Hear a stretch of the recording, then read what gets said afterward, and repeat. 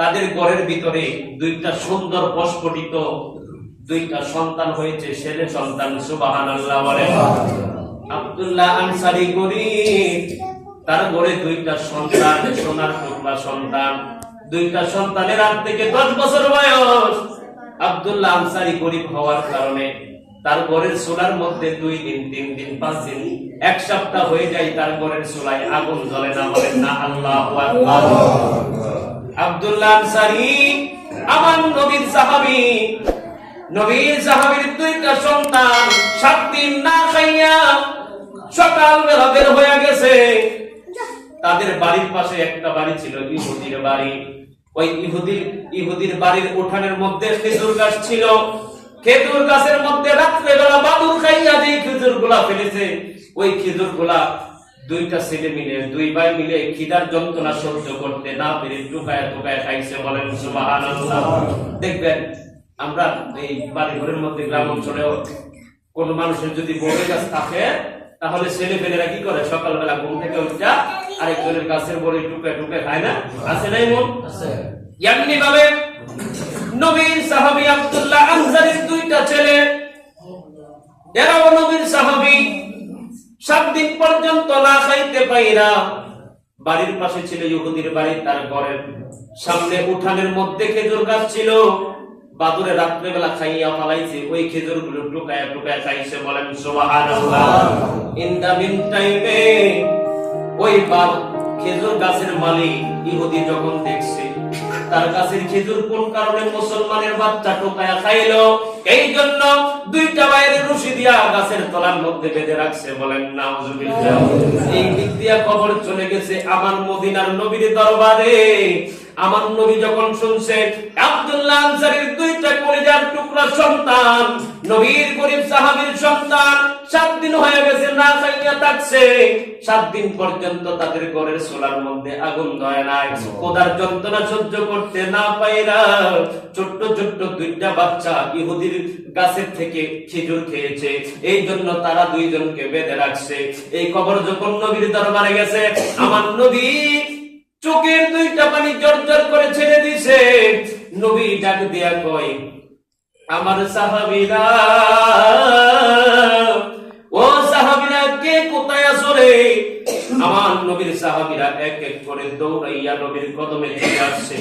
আবু বকর ডাক দিয়া কয়, নবী গো, ও নবীজি, আল্লাহরে দেখি নাই, আপনার কথা ঈমান এনেছি। ইয়া রাসূলুল্লাহ, নবীজি আপনার চোখে পানি দেখা যায়। ইয়া রাসূলুল্লাহ, নবীজি মা বাপ ভাই বোন সবকিছু আপনার ভালোবাসায় মহব্বতে ছেড়ে দিছে গো নবী। আপনি কোন কারণে কাঁদেন? জানতে চাই কেন ডাকছেন? নবী গো, আমার সাধ্য থাকলে আপনার চোখের পানি দূর করে দেব। বলেন সুবহানাল্লাহ। এই দিক দিয়া দৌড়াইয়া নবীর সাহাবী আরেকজন চলে আসছে, হযরত ওমর।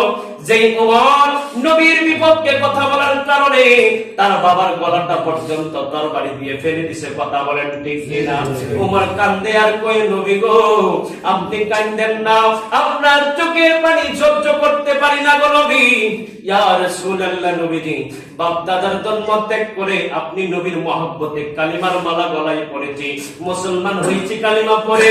ইয়া রাসূলুল্লাহ, নবীজি আমি ওমরের ডরে গোটা বিশ্ব পর্যন্ত কাঁপে গো নবী। কি করলে আপনার মুখে হাসি ফোটাইতে পারবো?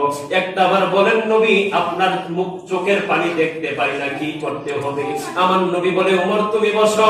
আবু বকর বসুনি। এবার দৌড়াইয়া চলে আসছে ছেড়ে খোদা মোল্লা আলী।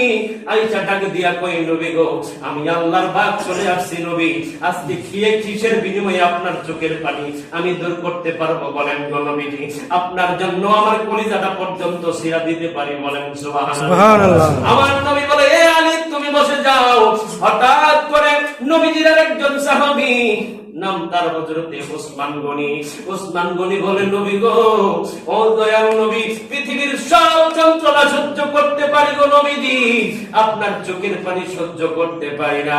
ইয়া রাসূলুল্লাহ, নবীজি আমরা সাহাবীরা 3 দিন না খায়া থাকতে পারি, 7 দিন না খায়া থাকতে পারি। ইয়া রাসূলুল্লাহ, নবীজি আপনার গরীব গরীব সাহাবীরা 7 দিন না খায়া থাকা যখন আপনার চেহারার দিকে তাকাই, তাদের খোদার যন্ত্রণা নিমিষেই মিটে যায় গো নবী। ইয়া রাসূলুল্লাহ, নবীজি আপনার কাছে জানতে চাই আপনি কোন কারণে কাঁদেন? ইয়া রাসূলুল্লাহ, নবীজি আমার তো অনেক ধন সম্পদ আছে, আপনার কদমে মহব্বতে ভালোবাসায় আমার আল্লাহর সন্তুষ্টির জন্য কুরবানি করে দিতে রাজি। সুবহানাল্লাহ, সুবহানাল্লাহ। আমার নবী ডাক দিয়া কই, উসমান, এ উসমান রে, এতক্ষণ পর্যন্ত আমি তো তোমার অপেক্ষায় রয়েছি রে উসমান।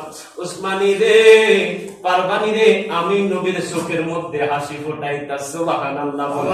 আমার নবী কান্দে আর ডাক দিয়া কই, উসমান, আমার সাহাবী আব্দুল্লাহ আনসারীর 2টা ফুটফুটে সুন্দর সন্তান গরিব হওয়ার কারণে, দরিদ্র হওয়ার কারণে 7 দিন হয়ে যায় তাদের ঘরের চুলার মধ্যে আগুন জ্বলে না। খোদার যন্ত্রণা সহ্য করতে না পাইরা ইহুদির বাড়ির উঠানের সামনে খেজুর গাছ থেকে পরে যাওয়া খেজুর গুলো তারা টুকায় খাইছে। খবর পাইছি রে, তাদেরকে নাকি গাছের তলায় বেঁধে রাখছে। বলেন নাউজুবিল্লাহ। আমার নবী ডাক দিয়ে কই, উসমান, পারবানি, আমি নবীর মুখে হাসি ফোটানোর জন্য আল্লাহর কসম করে বলি, আমি আল্লাহর কাছে তোমার জন্য প্রাণ ভরে দোয়া করে দিব। বলেন সুবহানাল্লাহ। উসমান গনি একটা দৌড় মারছে ইহুদির বাড়ির দিকে, যাইয়া ডাক দিছে, এ ইহুদি কোথায় রে, তুই বাড়িতে আসস নি, তাড়াতাড়ি আয়।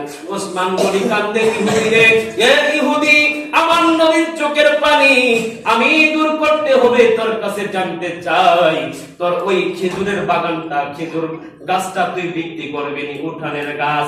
আমার নবী বলছে তোর কাছ থেকে এই খেজুরের গাছটা কিনে নেওয়ার জন্য।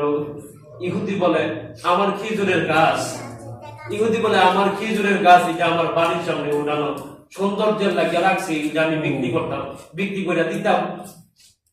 ওসমান গনি ডাক দিয়া কই, ইহুদি, তোর হাতে পায়ে দইরা কই, পৃথিবীর সব কিছু সহ্য করতে পারি, নবীর চোখের পানি সহ্য করা। ইহুদি ডাক দিয়া কই, খেজুরের গাছ তোমার কাছে বিক্রি করতে রাজি আছি, আমার একটা শর্ত আছে। ওসমান গনি কই, কি শর্ত তুমি বলে ফেলো। ইহুদি ডাক দিয়া কই, ওসমান, তোমারও তো খেজুরের বাগান আছে, তোমার বাড়িতে দেখছি 100টা গাছের একটা খেজুরের বাগান, 100টা গাছ সহ তোমার বাগানটা যদি আমারে দিয়া দাও, আমার উঠানের সামনেই একটা খেজুরের গাছ আছে, ওই গাছের মালিকানা আমি তোমারে দলিল বোঝাইয়া দিতে পারি। বলেন আল্লাহু আকবার। ওসমান গনি চোখের পানি ফালাইয়া কান্দে আর কই, ইহুদি, আল্লাহর কসম করে বলি রে, আজকে তুই যদি বলতি আমার যত ধন সম্পত্তি আছে সবকিছু তোর কদমে দেওয়ার জন্য, তুই যদি কইতি দেওয়ার পরে তুমি ওসমান আমার বাড়িতে সারাটা জীবন মনি মজুরের কাজ কইরা আমার সেবা যত্ন কইরা কাটাইবা, আমি তাও রাজি হইয়া যাইতাম আমার নবীর মুখে হাসি ফোটানোর জন্য। বলেন সুবহানাল্লাহ। ওসমান